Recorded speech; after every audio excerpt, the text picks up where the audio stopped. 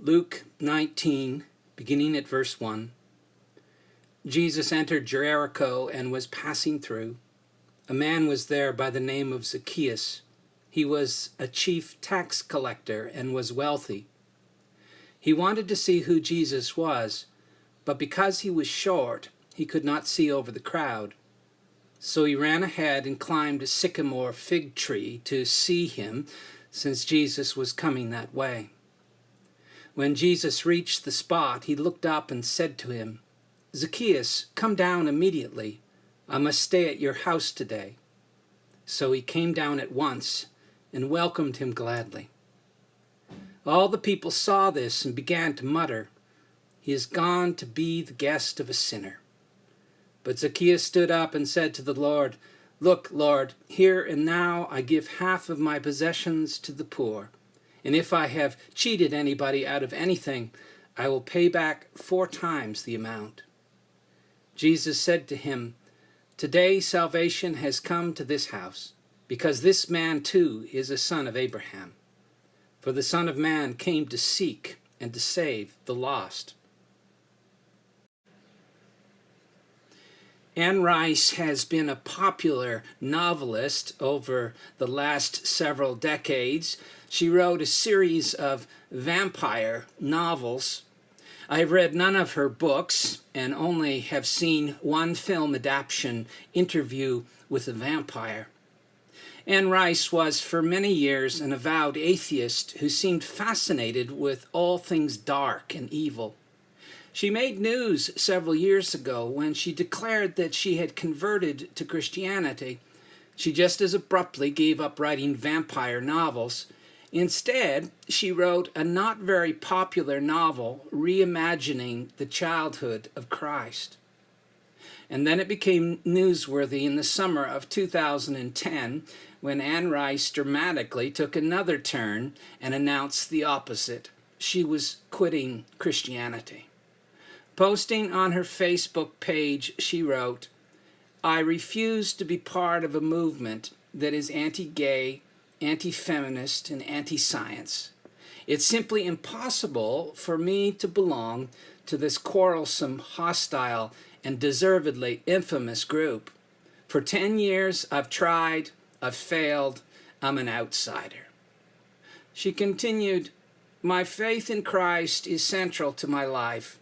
My conversion from a pessimistic atheist lost in the world that I didn't understand to an optimistic believer in a universe created and sustained by a loving God is crucial to me. But following Christ does not mean following his followers. Christ is infinitely more important than Christianity and always will be, no matter what Christianity is, has been, or might become."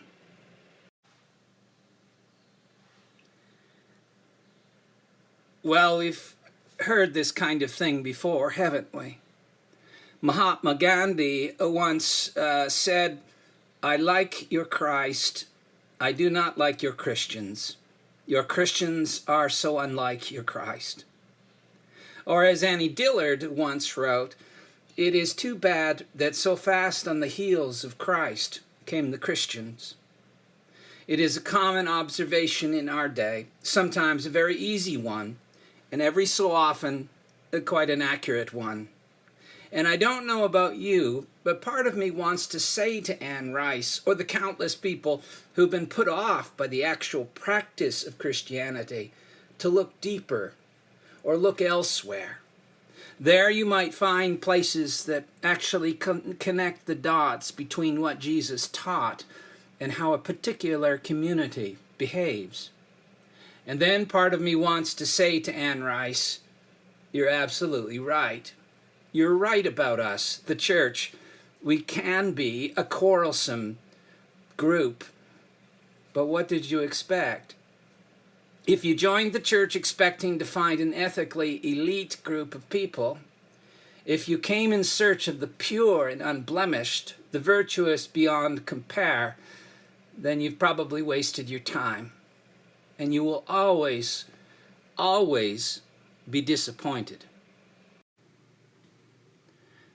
Raymond Brown the New Testament scholar, writes about the interesting characters that made up Jesus' followers and how God's purposes are sustained and even advanced by our own particular quirks and failures. He writes, "The God who wrote the beginnings of Christ with crooked lines also writes the sequence of Christ with crooked lines. And some of those lines, those crooked ones, are our own lives and witness.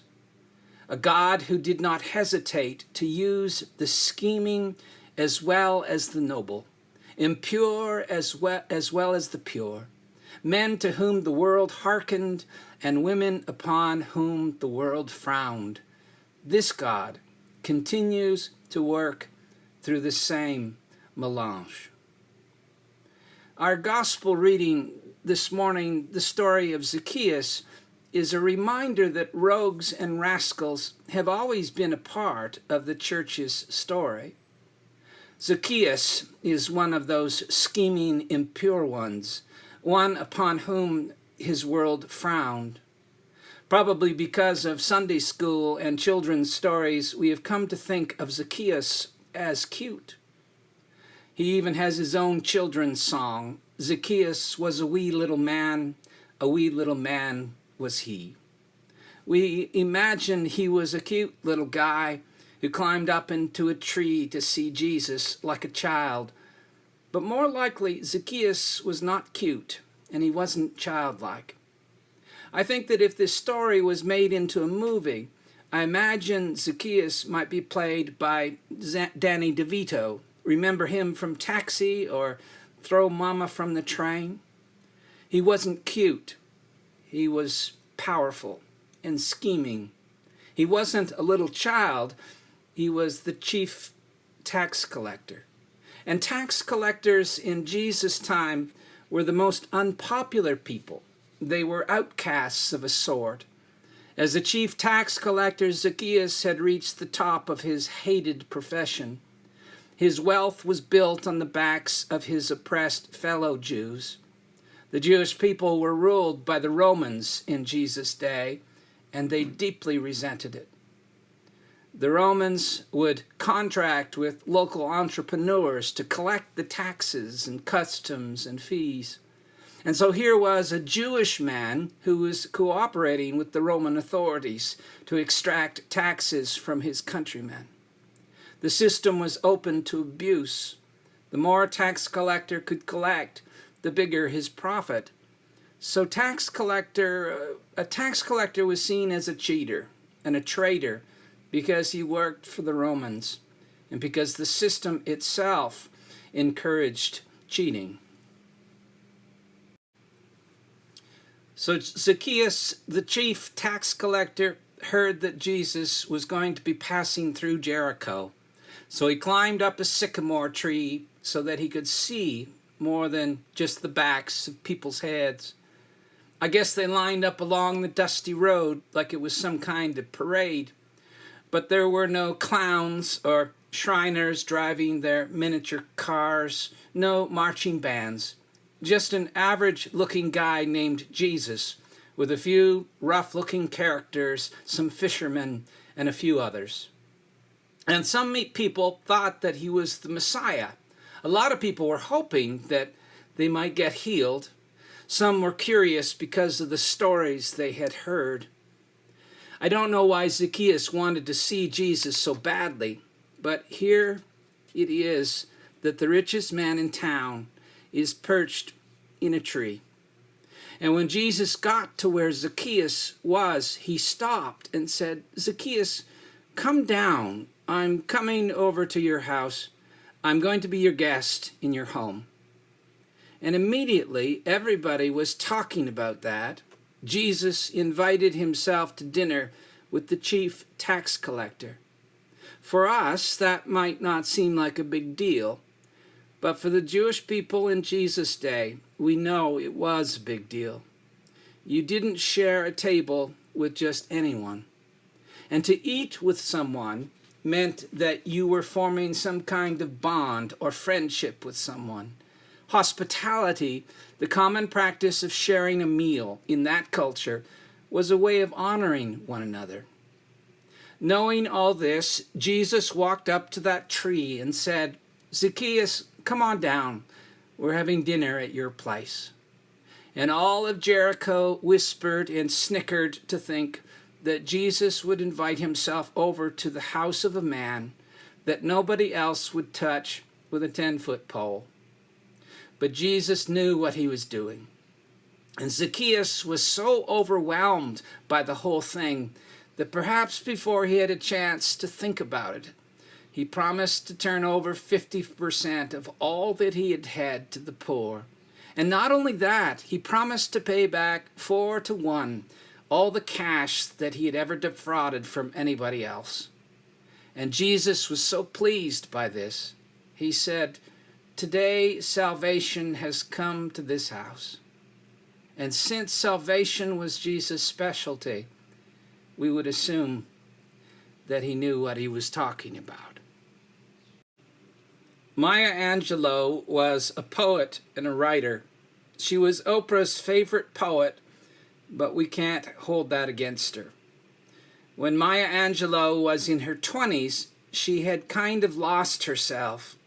She was asking questions about her identity.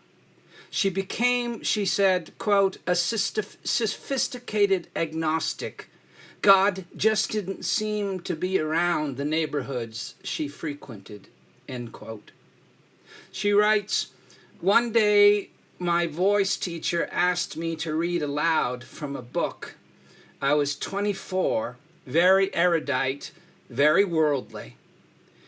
My teacher asked me to read from a book entitled Lessons in Truth, a section which ended with these words, 'God loves me.'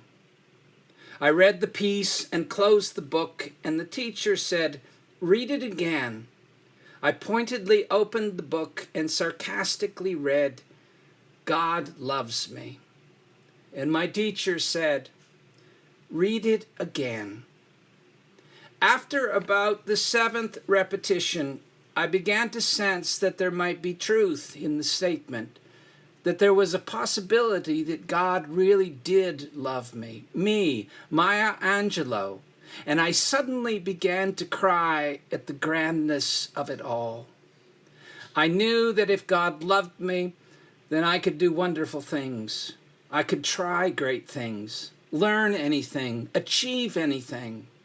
For what could stand against me with God?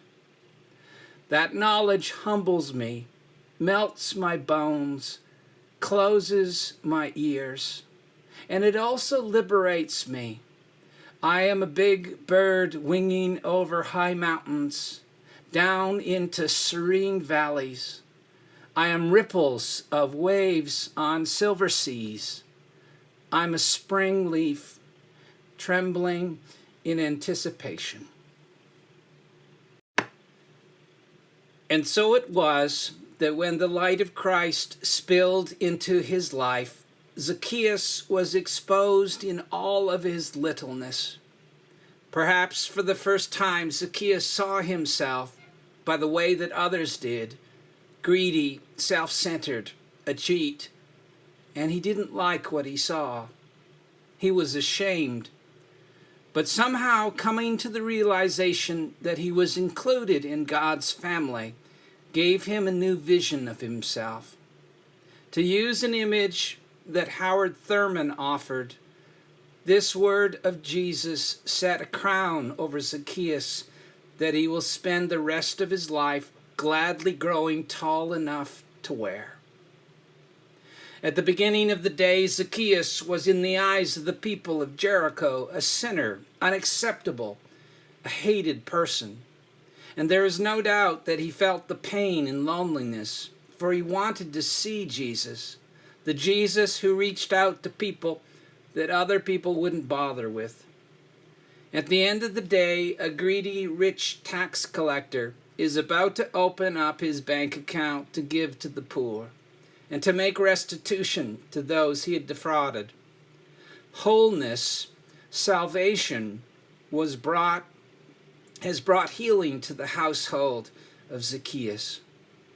The love of God called forth in Zacchaeus not who he was, not who everyone knew he was, a little cheat, but who he was created to be. Notice at the end of the story, Jesus said he has come to seek and save the lost. To be lost is to be separated from the person God made us to be, disassociated, alienated from the person God made me to be. And salvation is to discover who we are and who we can become through the love of God. The love and power of God can recreate us.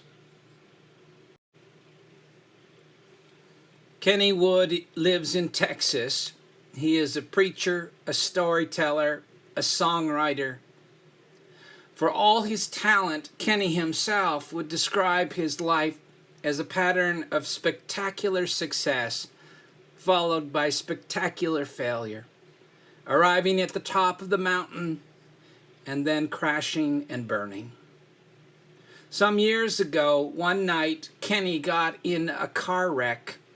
He was drunk, and in the aftermath of the accident, it was revealed that he had been abusing drugs and alcohol for some time. He nearly lost his arm in the wreck. He went through drug rehab. He lost his church, nearly lost his family, nearly lost it all. Lost more than most of us can imagine losing. And Kenny Wood said, in talking about this, in the middle of this huge crisis in his life, he was walking through a grocery store in San Antonio, Texas. And all of a sudden, the music, that muzak that you don't notice until it stops, the music stopped. It got very quiet in the store. And then he heard a mother's voice. Obviously, what had happened was that a mother had lost her child, and the mother was given permission to go on to the intercom and speak to her child. Because even in that huge store, a huge crowd, the child would know her mother's voice. And this is what the mother said. "Honey, I know you are lost and you can't find Mommy, but if you will just stop walking around and sit down where you are, Mommy will come and find you. If you will just stop walking around and sit down and be still, Mommy will come and find you." Maybe the good news of the story of Zacchaeus is that God is in the search and rescue business still. Whether you are up a tree or up a creek, if you are possessed by something that is tearing you apart, or haunted by some personal failure that no one knows about and you think no one can understand, you can recover from past mistakes. You can hope for your life to change. Jesus came to seek God's lost children, not God's perfect children, not God's virtuous children. Jesus came to seek God's lost and messed up children, God's spectacular failures, people like you and people like me. And that is good news indeed.